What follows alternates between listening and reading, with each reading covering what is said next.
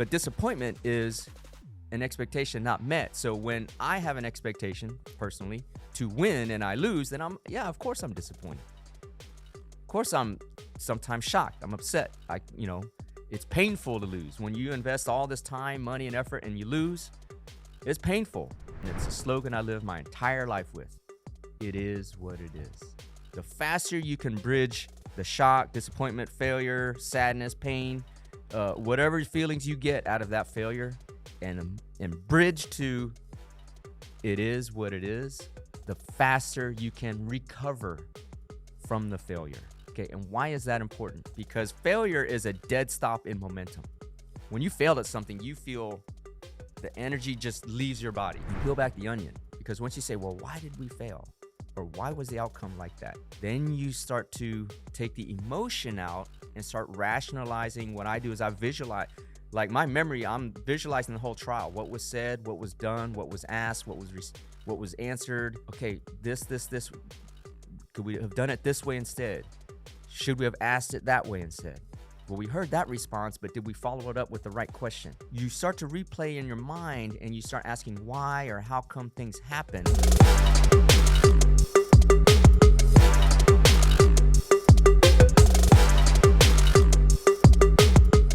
Yo, what's up, everybody? This is the End-to-End Podcast, and I'm your host, Dr. Yun Win, affectionately called Ninja or Prolific Ninja by my family and friends, and because my fans are my friends, you can call me Ninja too. This is the End-to-End Podcast, the alpha to the omega, the beginning to the end, talking about life, motivation, drive, success, self-improvement, and offering you morsels in this all-you-can-eat buffet called life. Back in the studio, my mind is all over the place. We just finished a 9-day trial. If you've been following the show or last couple episodes, I mentioned that we were going to be in trial on a wrongful death case. I'll get into that later, talking about the trial. But before I get into that, I want to start my episode as I start every day. And if you're new to the show or if you've been listening, you know that when I wake up, the first thing I do when I open my eyes, turn off my alarm, is thank God and the universe for another day to have woken up and another day to have an opportunity to be great and inspire people. So with that, I want to thank you, my family, my friends, my supporters that have liked, followed, commented, shared, subscribed to my podcast. I'm so grateful for you all. I do the show on my own dime, on my own time. Spend my own money, spend my own time, have a whole team, production crew. They spend their time trying to get this content to you. So the only way we grow this show and the only way we go out and accomplish our mission, which is to inspire billions of lives across this planet, to inspire people to live to their fullest controllable potential, is for you to share the show. And you all have been doing a great job. And if you're new to the show, please do share it. I like to say that if you got value out of this show or any other episode of the podcast, please do share, or any of the reels that we post on social. Please do share the show. I like to say if you're knowledge swole, share the show. That is how we grow. We're here, Lunar Eclipse Monday. Let's gonna see what happened. I don't know. Supposedly the apocalypse is gonna come around. Who knows? But I'm ready for it. I am absolutely physically exhausted. If you've been following the show, we had a 9-day trial over the last couple of days. Wrongful death case, a lot of things going on, a lot of circumstances around the case and so on and so forth. But ultimately, unfortunately, we did not come out on top. We lost the trial. In legal jargon, it's called getting poured out, meaning the jury poured you out. So unfortunately, we lost on a concept in law called proximate cause. So in our particular case, just real quickly, we had a dump truck that was malfunctioning, from 3 p.m. Couldn't get above 20 miles per hour, kept breaking down, starting, powering on and off.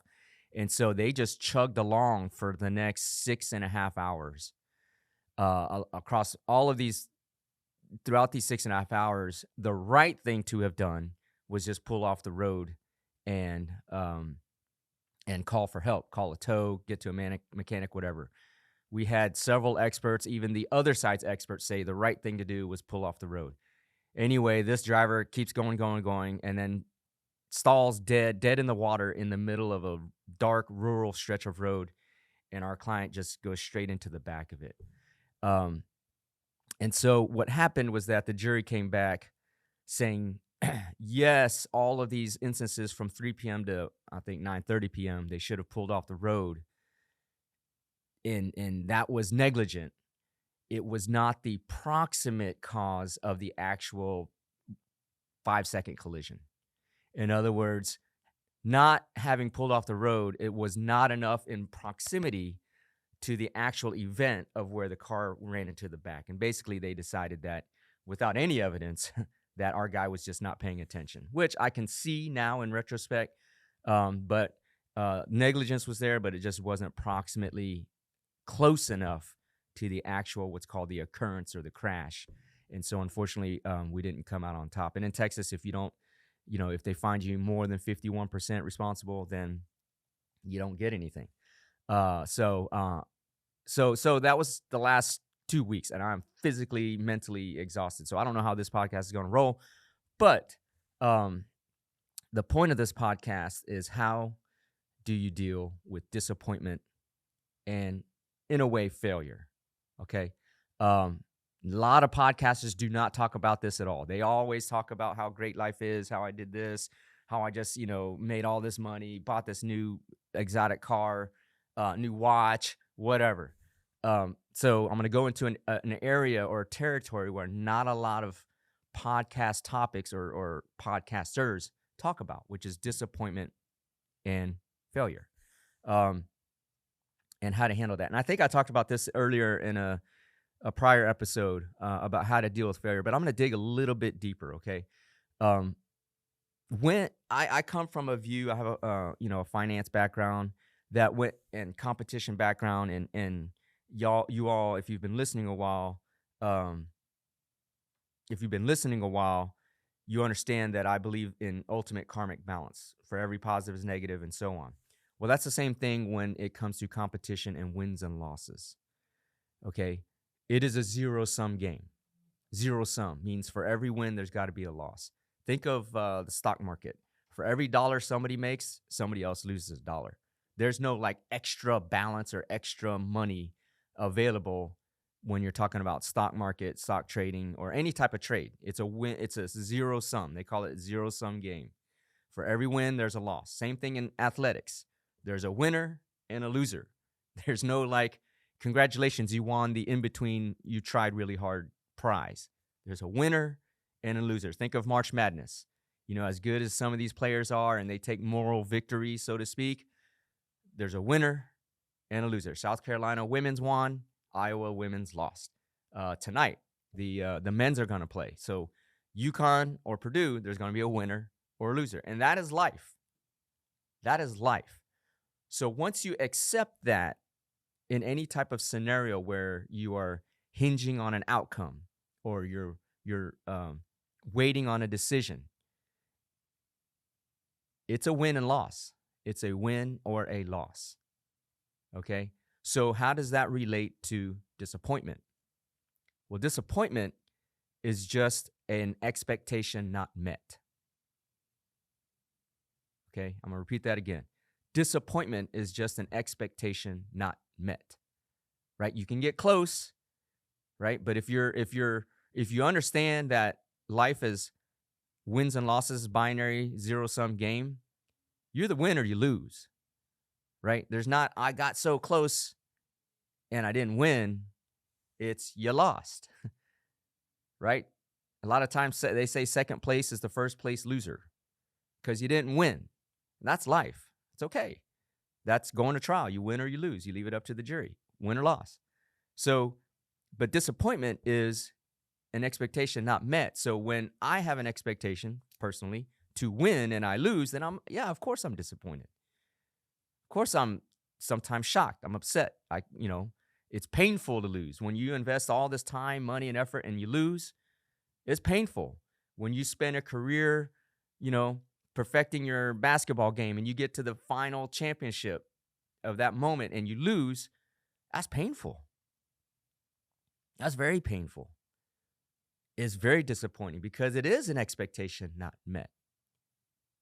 Okay? But it is binary. So when you go into these scenarios where it's either win or lose, when you understand it's either win or lose, you kind of remove disappointment from the equation.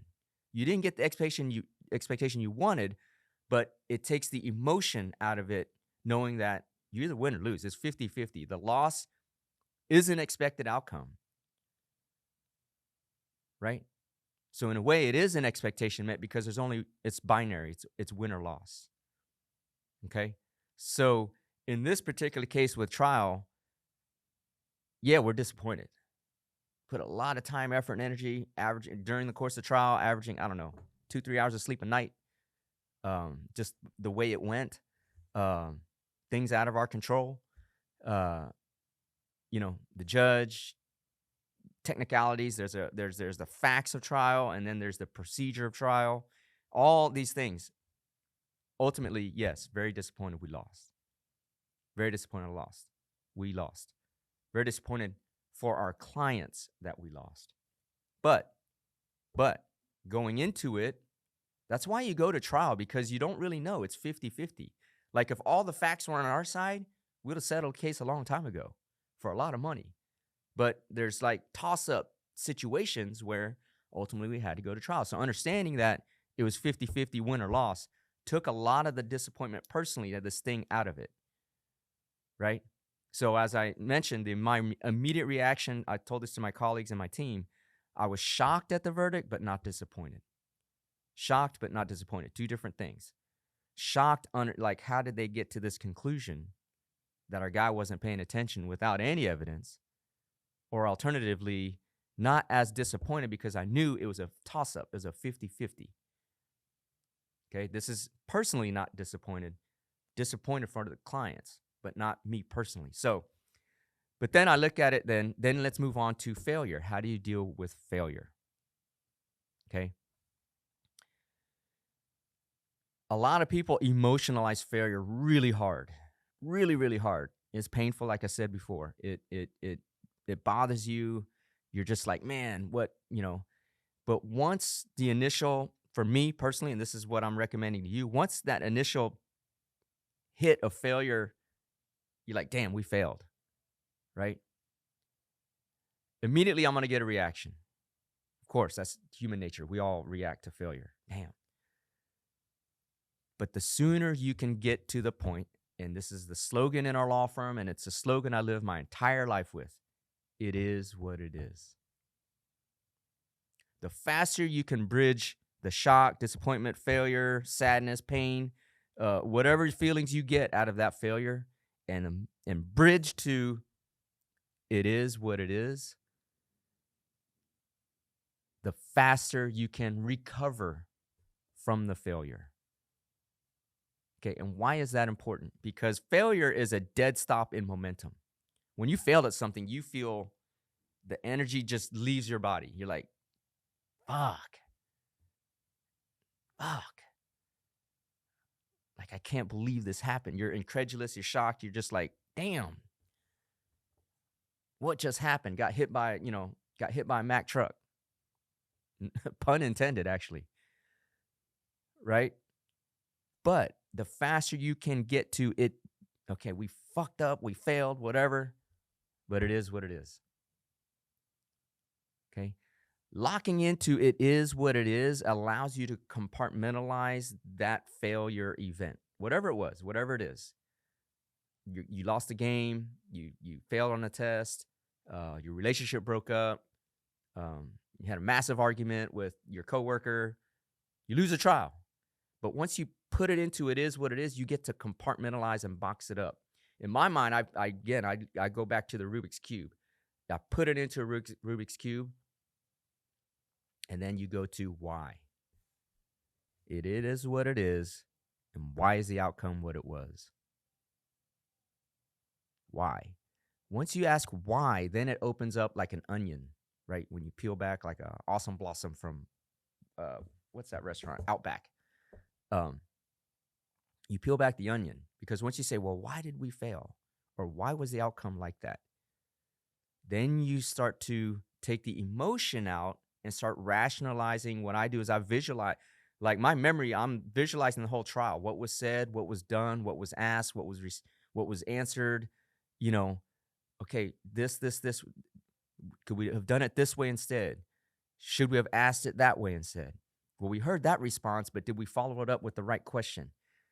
You start to replay in your mind and you start asking why or how come things happened, right? Not to elicit more emotion, but to understand it. So why? Why understand it? So then you can improve. You see, failure is not failure unless you don't do anything about it or you don't learn from it. But when you say it is what it is and why it happened, why did that happen? Now we're starting to learn from it. And so you never lose in that regard. You never lose in that regard. This situation, we're still trying to unpack what happened. I mean, the verdict was read on Thursday. So it's Monday now as we're recording this. We're still trying to unpack it, but we're understanding why things happen. What went wrong? What could we have done better? What did we say or how did we phrase things where the jury interpreted different than what our intent was? Right? Did we use the right words? Did we use the right body language? Did we convey the right tone? Did we tell the right story? All these things play in, right? So in your particular situation, you break up with somebody. Well, why did we break up? Was it a misunderstanding? Did I say something wrong? Did they react in a different way that I expected? All these things, you ask questions around it is what it is to figure out and learn. Because why? You want to avoid these same mistakes or situations the next time. And that's how we improve. Because if you keep repeating the same mistakes, how are you ever going to be successful? And inevitably, everybody fails. Everybody gets disappointed. I know big time powerhouse lawyers that get poured out on a $500 million verdict. Big, serious cases. Shit, I'm disappointed around a $10 million verdict. This is a multitude higher. $500 million. It happens to the best of us. Okay? But how do you build from disappointment and failure? So disappointment is understanding in a zero-sum game, disappointment is understanding that it's a win or a loss. It's 50-50. So once you understand that, you can't be disappointed because you know you have the expectation of, well, it's 50-50. And again, disappointment is only expectations not realized. There's a difference between expectation and hope. Okay? I want to make that clear. I'm hopeful for a win, but the odds are still 50-50. Okay? So there's a difference in expectation versus hope. I hope to God we won so my clients can get their justice and closure on this wrongful death. But the logical side says the expectations are 50-50. Okay? So you lower that disappointment bar, and then when the failure comes out, it is what it is. Take the emotions out, and then ask yourself, why did this happen? And I'm not saying do it right away. I'm not saying do it in the next day. I'm saying do it in a process that works for the circumstance. Like I said, we got our verdict on Thursday. It's Monday. I've had 4 or 5 days now, and I'm still processing the why, right? For me personally, because I've trained my mind in this scenario, the it is what it is happened within 15 minutes after the verdict was read. I spent 15 minutes just absorbing the emotional side of it, the shock, just processing it in my head, like what? Like, just understanding that it is what it is. Took me about 15 minutes. Had to go talk to the family, and explain all that stuff. But understanding that it just is what it is. Nothing's going to change no matter what I do, what I say at this point. It just is. Now, after that was done, start unwrapping the onion. Why? What happened? What did we say? What did they do? Why did they think that? All these questions. And in this particular case, as complicated as the trial was, there's going to be probably 100 different questions that we're going to have to unravel and unwrap in a process to understand why. Again, not to cast blame or should have did this, could have done that, shoulda, woulda, couldas, none of that. It's already in the past. The unwrapping is to understand and learn so that we avoid those things, mistakes, or whatever you want to call them in the future. We have a reference point now to learn and do better in the future. And that, my friends, is how you deal with disappointment and failure. And I'm going to close with this. Two things. This process of it is what it is and unwrapping why is so important. So important.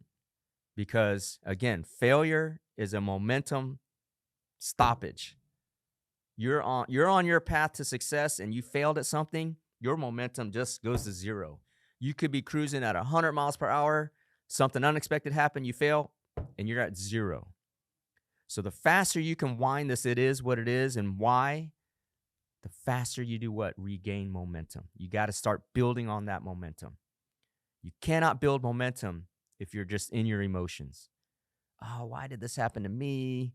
I can't believe this happened to me. Oh my God, what did I do wrong?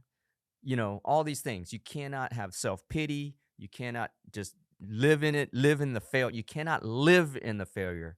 You have to grow from the failure. Okay? You got to grow from it. The second thing I'll say is that failure is painful. And the more that is at stake and you fail, the more painful it actually is. Okay? Trust me on that. The more that's at stake, the more painful it is. And what happens to a lot of people, the pain is like a scar, right? It's got to heal. It's got to heal over time. This process helps that healing quicker. Okay? It is what it is, and understanding why. It helps heal quicker. But it also helps you get over things. Because a lot of people, it is so painful that it stops them dead in their tracks. And they never risk anything else. They never go for it again. They never make a move again to try to get, on their pathway of success. The pain is so hurtful that they just are now living in zombie land. Don't let that happen to you. You got to internalize the failure and grow from it. Don't live in the failure. A lot of people, the pain is in the disappointment and just it's so powerful that they can't get past it. And so they live in the failure and they're in zombie land. I've seen this a lot. You'll go ask somebody, hey man, why don't you go do the, well, last time I did it and this happened and, I want to go through that again. How many times have you heard that? Right? That's living in the failure because now you're just in no man's land. You're in Zombieville of failure. Man, that happened last time. That was painful, bro. I don't think I can go through that again. Because they haven't processed it and learned from it to grow. Okay? That's it, man. My mind's all over the place. I'm still thinking about the trial and thinking about how we could have improved on top of basketball, AAU, all this other stuff. So I'm a little tired, but I wanted to bring this out to you because a lot of podcasters, like I said, a lot of people don't talk about failure, don't publicize their failures on social media out of fear of whatever. But I wanted to put that on the table for you all because I know if you haven't already, you're going to. And if you have, you're going to experience bigger ones. Everybody fails. Everybody deals with disappointment. But hopefully this podcast has allowed you to build a framework at least, or have a reference point on how you deal with disappointment and how you can deal with failure so that you can grow from it and go on your path to success. I'm going to end the show as I end my day, which is, if you're new to the show, I always end my day before my head hits the pillow and I close my eyes. I thank God, the universe, for another day to have had an opportunity to be great and inspire somebody, hopefully inspire somebody. And so with that, I want to thank you, my fans and my friends and my listeners, for liking, commenting, sharing, and following. It's the growth has been fantastic. We just hit the triple digits in our episodes, and it's only growing from there. So I want to thank you all very much for liking, following, sharing, and commenting, and subscribing. And listen, I do the show on my own dime, on my own time. So the only way we grow this show is if you share it. So if you found value in this show, found value in how to deal with disappointment or failure, please do share the show. If somebody else in your circle has experienced a recent failure or some disappointment, share the show with them. Maybe it might help them or inspire them to feel better about themselves. But please do share the show. As I like to say, if you're knowledge swole, share the show. That's how we grow. Be great today, but be even more grateful. Looking forward to bringing you another episode very, very soon.